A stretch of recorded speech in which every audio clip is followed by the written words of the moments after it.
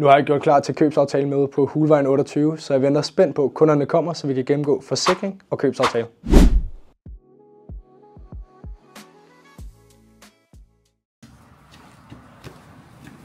Goddag. Hej. Velkommen til. Tak.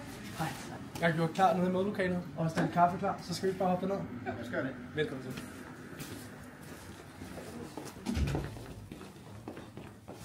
Og så vil jeg egentlig hoppe direkte til agendaen i dag. Jeg tænker, at vi starter med at kigge på noget forsikring, både ejerskiftforsikring og husforsikring. Efter vi har fået styr på det, så gennemgår vi selvfølgelig købsaftalen, som jeg har med her, salgsopstillingen, der medfølger. Og så hvis I har nogle spørgsmål, så endelig råb op undervejs, ellers så tager vi det også lige til sidst.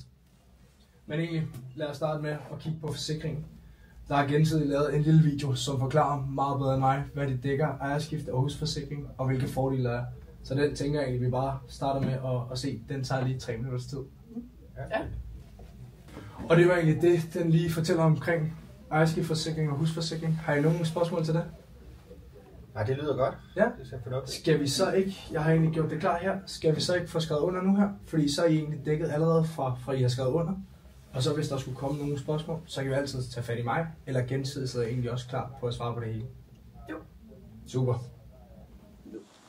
Så har vi fået styr på forsikringen, og de har skrevet den under. Så nu kommer vi til punktet, hvor jeg gennemgår købsaftalen, og får styr på eventuelle spørgsmål, og så får jeg styr på underskriften.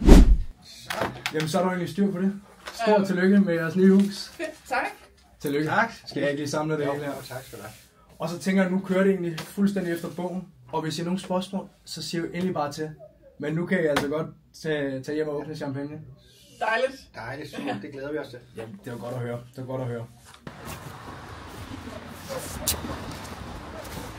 Ej, så vi købte hus. Ja, det er vildt. Det er vildt. Det var fandme en god oplevelse. Ja, det var virkelig positivt. Og kan vi godt vælge næste gang, vi skal sælge. Ja, men nu skal vi lige nå at flytte ind inden, ikke? Ja, Så, men det var en rigtig god oplevelse.